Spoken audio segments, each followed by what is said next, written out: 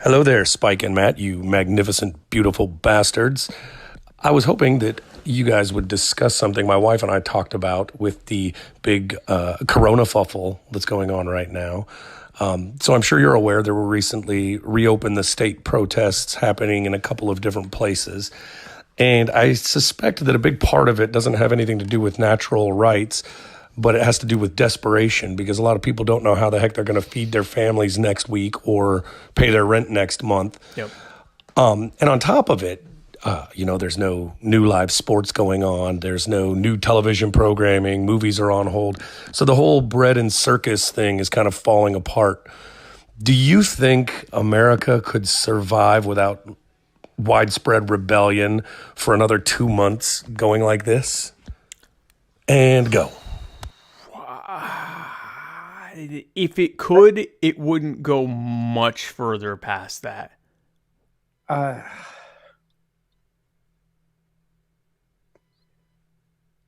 okay, so not the people watching this show, obviously, none of us, but a lot of Americans are really complacent.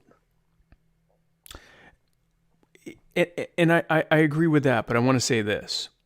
If we go on, because we're going to be getting a $1,200 check, which is like an insult, even if it weren't being borrowed against the $17,000 or $18,000, whatever it is, per American of every age that they ran up in spending for that bill and subsequent actions that have been taken by the Federal Reserve to just give you $1,200, which is basically an advance on your tax refund next year.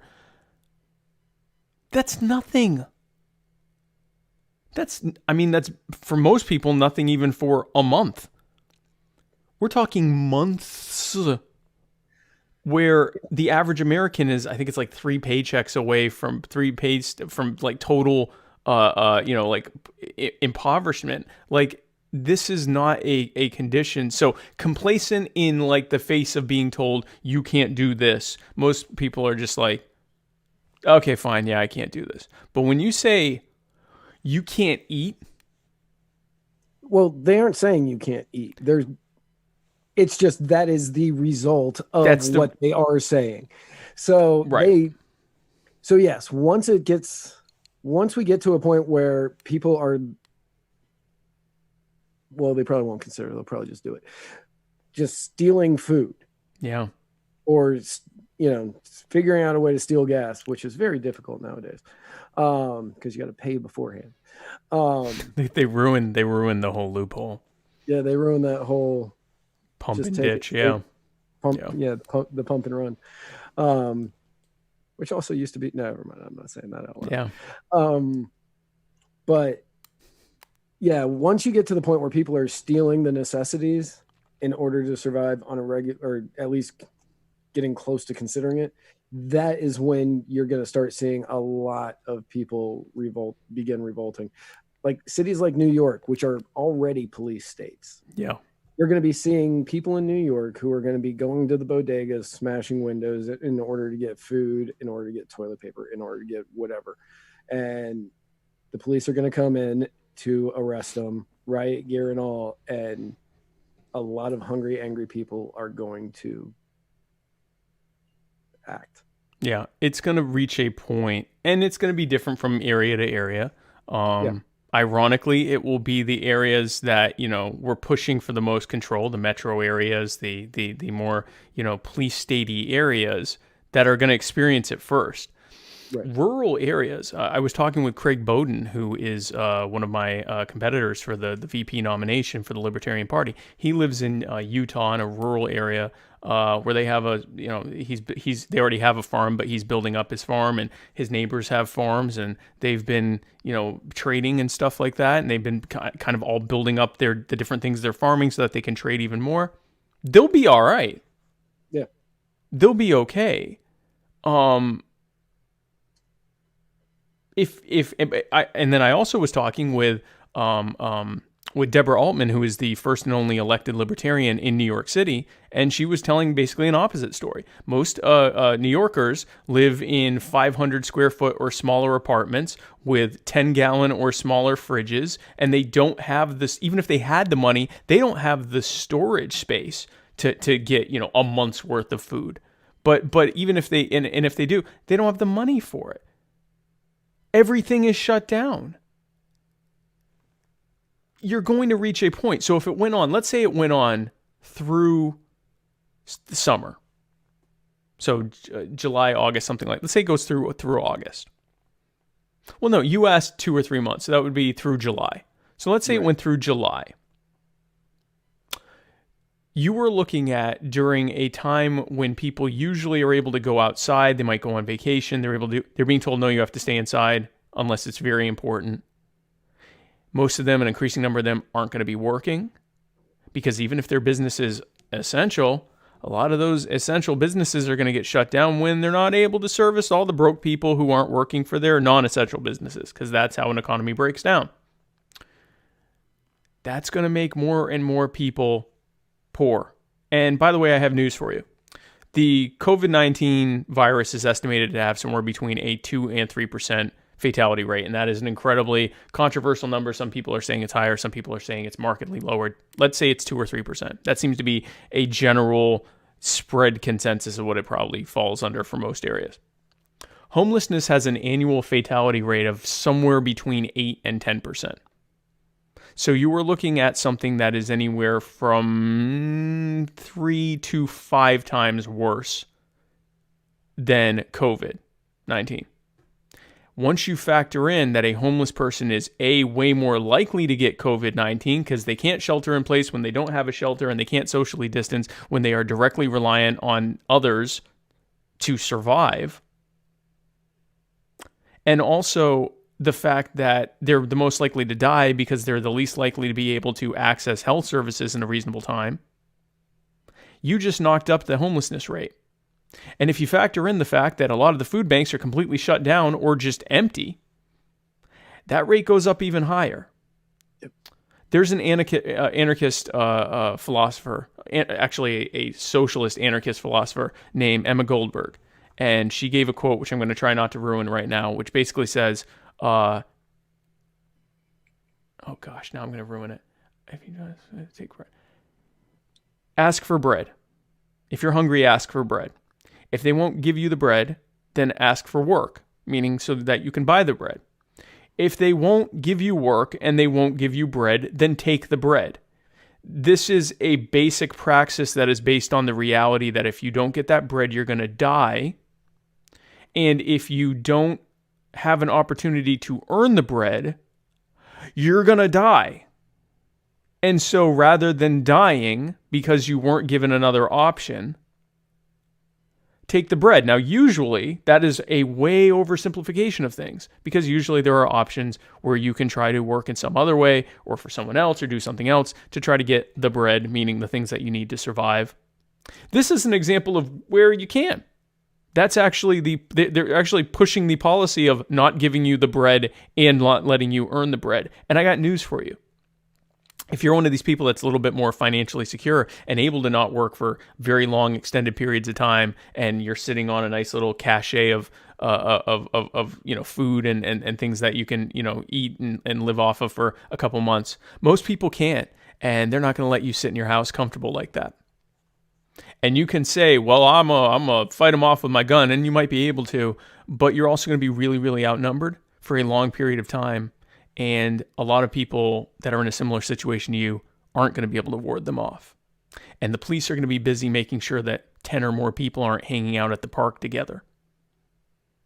So this is a really bad thing. And like Matt Hicks said, even if you're just going through being pent up and frustrated and depressed and whatever and needing contact, there's no sports. They're not filming new shows. They're not filming new movies. All we talk about all day long is this frickin' virus and things related to the virus.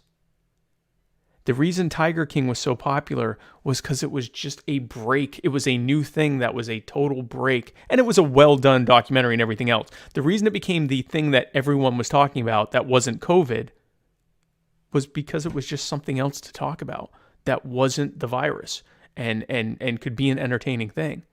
As there's less and less of that available, people are going to get depressed. Let's be honest here. The other reason we were talking about Tiger King, spoilers coming up for anybody who hasn't seen it, it was about a gay man who owned a bunch of tigers that was in a married throuple with two other guys who weren't gay. Yeah. And another sex cult going on just a few miles away from you with some crazy bitch only a few miles from me who killed her husband. Yeah, what's that about? We live near Tiger King stuff. Right. Who killed her husband? And she killed her husband too. Right. She killed her husband. That lion bitch down in Florida, Carol Baskin. Yeah, and maybe fed him to tigers. That was the other reason that was so popular. Yeah. It wasn't just because we're all locked up. It's also because that was one of the most outrageous National Enquirer television shows ever produced. It was going to be incredibly popular regardless. I'm not saying that. I'm not saying it sucked or it wasn't compelling. It was going to be popular regardless. The reason it became the thing that every single person you know, except for a handful of like the people who haven't seen it are willfully like, I'm never going to see that because I'm like, you know, I don't do what everyone else does. At this point, everyone else has seen it probably multiple times and is talking about it all the time. And by the way, Josh Dial is a Vermin Spike supporter. I think we're going to have more on that later. I probably shouldn't have said that yet because we're going to have a whole thing. Anyway, so all that to say that as there is less and less stuff, new stuff to even talk about besides COVID and starvation and the breakdowns in the supply chain, they have to open things up. And it sucks that Donald Trump is the one who is basically the main mouthpiece for open the economy back up. It's the best economy in the world. This is about keeping people from dying at much greater rates than even the worst case scenarios for COVID-19. Even if all of us were just going out and touching each other and licking each other's doorknobs and all getting it at once, the hospitals were completely overrun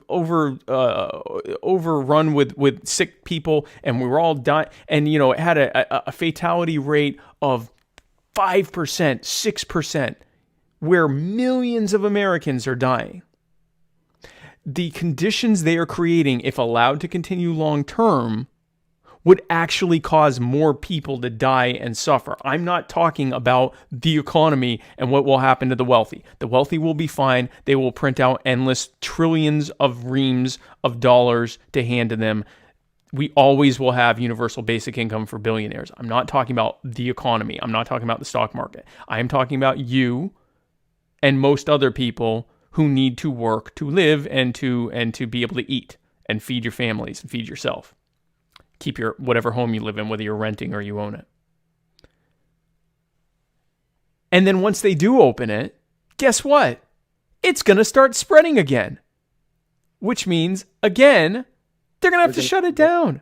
Shut everything down. So, hey guys, maybe we ought to look for something different, like, I don't know, encouraging people to safely socially distance, giving them the education on exactly what they need to be doing rather than ordering them to do this arbitrary nonsense where 90% of the people out there still have absolutely no clue how this thing even spreads. So they're wearing like face masks and gloves and still touching their face and still like, you know, touching their cell phone and putting it back in their pocket and being shocked when, you know, they end up getting infected later. Like, they don't even know what they're doing. They're just doing whatever the law says to do, as opposed to telling them how it spreads and the specific ways that they can stop it so that we can go back to something resembling a somewhat normal life in society and not end up starving a ton of people and kicking them out of their homes because they can't afford them and doing irreparable long-term damage to people's lives and livelihoods. Notice I'm not saying the economy. I'm talking about people's lives and livelihoods to ultimately just slow down the inevitable of us all getting it anyway.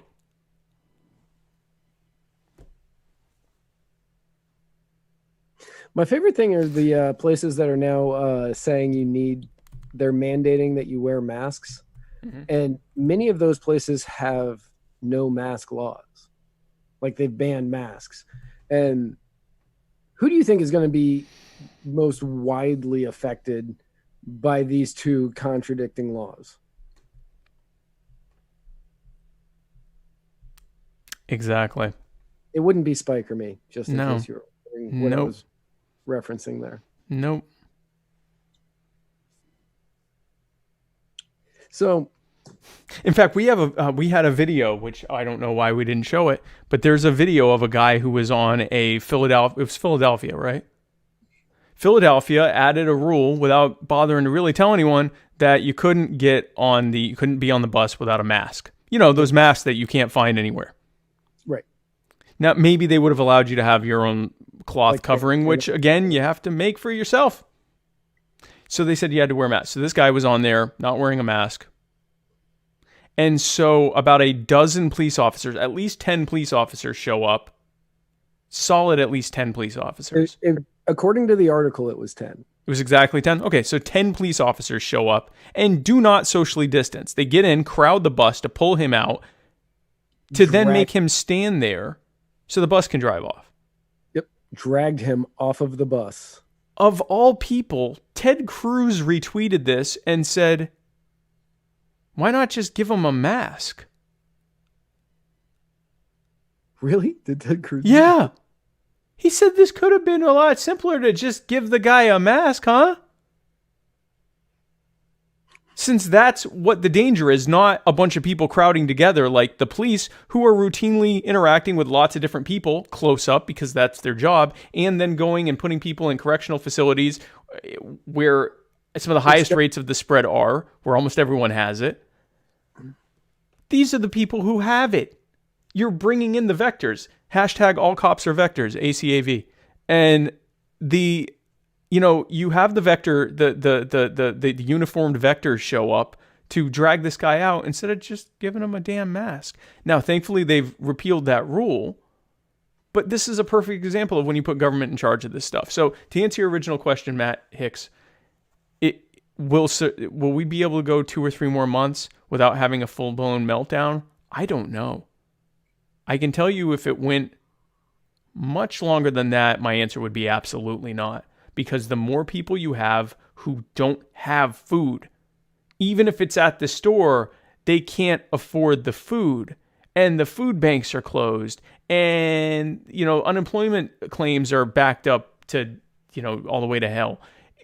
You can't expect people to quietly die. Will they comply with stupid orders just to be able to get to wherever they're going and whatever? Yeah, fine. Die? No. Once you're going to lose everything, your family's not going to eat, all of a sudden compliance isn't that important anymore because you do have nothing to lose. Compliance, the reason Americans are so compliant is because most of us have a lot to lose. We're so comfortable that it's easy to make us just do stuff that we know is a blatant violation of our rights and autonomy and self-ownership and just basic human dignity and everything else because we don't want to upset things and we have way more to lose and just do what they say. It'll be over with before you know it and blah, blah, blah, blah. Now, if you're going to die, starve to death, lose everything, lose your home, lose your car, whatever, that's not as important. So I think it could be a lot sooner than a lot of people want to admit. And again, once they do open it, we're all going to get it anyway.